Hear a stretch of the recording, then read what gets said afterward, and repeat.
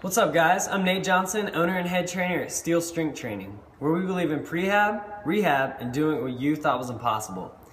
Today, I want to be talking about obesity, starvation, and leptin levels, okay? To sum it all up, I just want to say that if you are obese, I can now sympathize with you. I realize that I have experienced a few of the things that you are experiencing each and every day. I know that it's got to be a struggle to live like that. So let me explain, okay?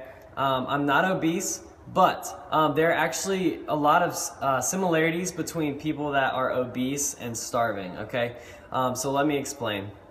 Yesterday I met a friend who has been bodybuilding, actually competed in bodybuilding several times, who's been lifting weights for 20 years. He's done a ton of research on everything diet related, exercise related, hormonal related, whatever. He's done it all, he's seen it all. And one of the things that we talked about were these starvation symptoms that people, particularly bodybuilders, experience as they get to extremely low levels of body fat. At this guy's lowest level of body fat, he got down to 3.5% for a competition. Now let me go ahead and say, this was intentional, it was for a competition. It's also very unhealthy, he admitted that, and he said he would never, ever, ever let himself go back to that point again. And he said it took him up to 2 years to fully recover from all the just psychological and physical side effects of that diet, that contest diet. Recently I dieted, I dropped about 35 pounds and I dieted down to about 7 or 8% body fat, which was very lean for me. And so we kind of compared experiences. I certainly didn't get down to 3.5%, that would have taken me much longer. But we just went back and forth, and I actually did experience some of these symptoms that he dealt with. And those are actually symptoms of starvation, true clinical starvation, okay?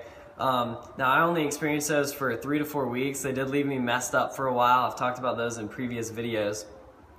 But today I specifically want to talk about leptin. I'm a big believer that we all have personal responsibility in our fitness and our health, but I just want to say that if you are obese, I can sympathize with you because of those few weeks of starvation symptoms that I experienced, because there are actually a lot of similarities between those starvation symptoms and then what you experience as someone who is obese because of hormonal changes in your body, okay? So let me explain.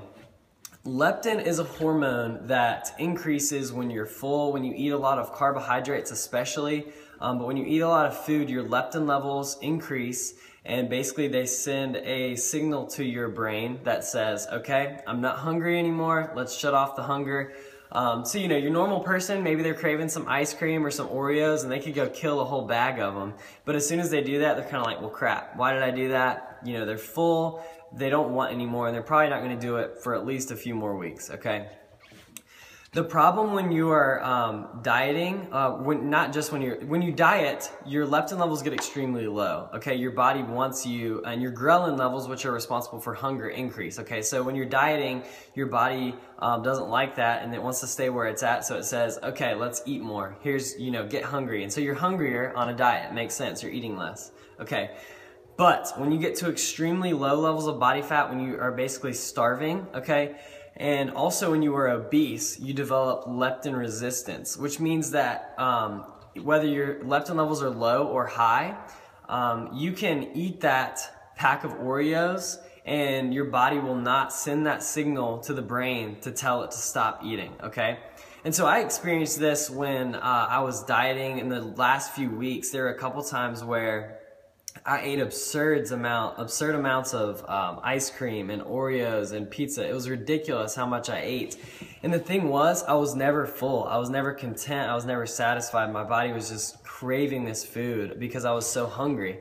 And the same thing happens if you're obese, because sure, you know, you're gonna get hungry, but as soon as you eat, you know, the burger, the fries, the Oreos, I'm all about some Oreos, you know, the ice cream, the pizza, whatever it is that you're eating, even if you're eating healthy foods, your body never gets that signal that says you're satisfied. Because sure, your leptin levels are high after eating those foods, but your body has developed a resistance to leptin, okay?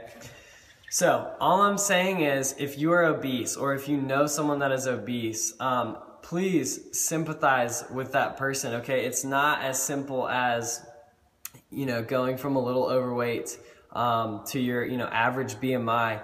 Trying to lose those initial pounds when you're obese is difficult because of the hormonal changes that have happened in the body, okay? I just wanted to share this interesting tidbit of information.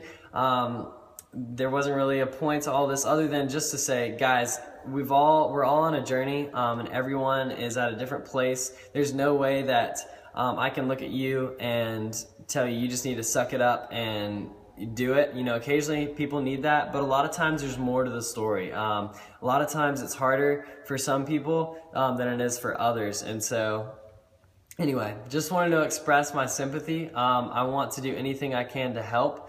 So let me know if I can help you out. Other than that, hope you guys have a great day. Hope you enjoy this information about leptin. See you next time.